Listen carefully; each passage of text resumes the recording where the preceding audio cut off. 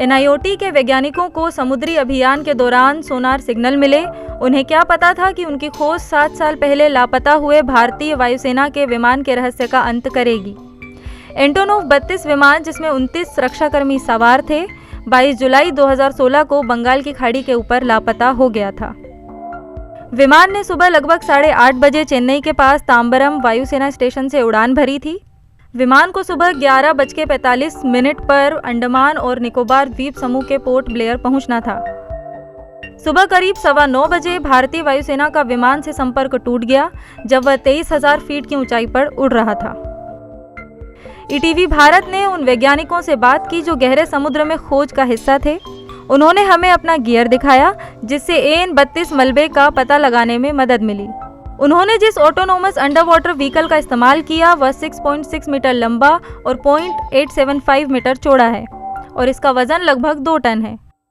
गोता लगाने से लेकर वापस लौटने तक की इसकी कैपेसिटी 48 घंटे की है, जो विमान के मलबे का पता लगाने में महत्वपूर्ण कारक साबित हुई।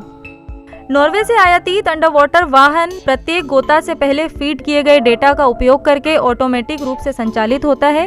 30 घंटे की मेहनत के बाद आखिर में मलबा मिला। As a part of development of technology for developing the technology for exploration of non-living resources, that is minerals available under ocean, we have now developed an autonomous underwater vehicle which is capable of going up to 6,000 meters depth. So, as a part of the exploration activities in the recent years, we went to the Bay of Bengal, where we had a strong reflection of some objects observed at 3,400 meters depth on the seabed of the Bay of Bengal. So, upon analyzing the images in the sonar, we came to know that they are the metallic objects which could be the parts of some of the aeroplane which was lost in the year 2016. जिन वैज्ञानिकों का मानना था कि यह जहाज का मलबा है, उन्होंने राउंडेल की पहचान वायुसेना के विमान के रूप में की और रक्षा मंत्रालय से संपर्क किया। जिस स्थान से चित्र लिए गए थे वह चेन्नई तट से लगभग 140 समुद्री मील या 310 किलोमीटर दूर था, जो हवाई यातायात रडार प्रणाली में दर्ज विमान का अंतिम ज्ञात स्थान था। We went close to the seabed and for taking the photographs of the objects.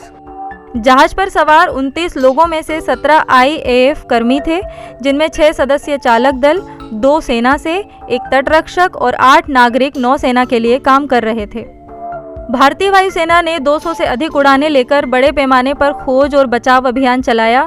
हवाई खोज में 2,17,800 वर्ग समुद्री मील का कुल क्षेत्र शामिल किया गया।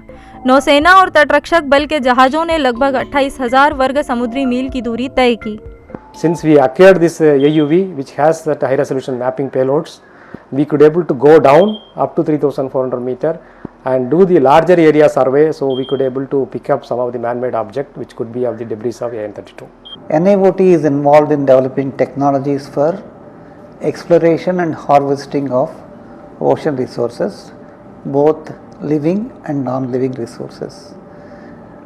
As a part of non-living resources exploration, we have been developing technologies which can go up to 5,000 meters water depth.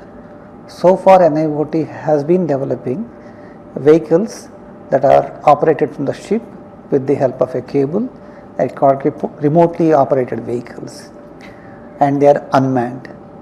Now, under the Government of India mission, Deep Ocean Mission, NIOT is developing a vehicle that can take 3 human beings to 6 kilometers depth. 16 सितंबर 2016 को खोज बंद कर दी गई। भारतीय वायुसेना ने सभी को मृत मान लिया और परिवारों को सूचित कर दिया गया। अब विमान के बारे में महासागर खनिज एक्सप्लोरर 6000 के नाम से जाने जाने वाले वाहन ने मलबे को नहीं देखा। इसे भारतीय वायुसेना ने पुष्ट कर लिया है।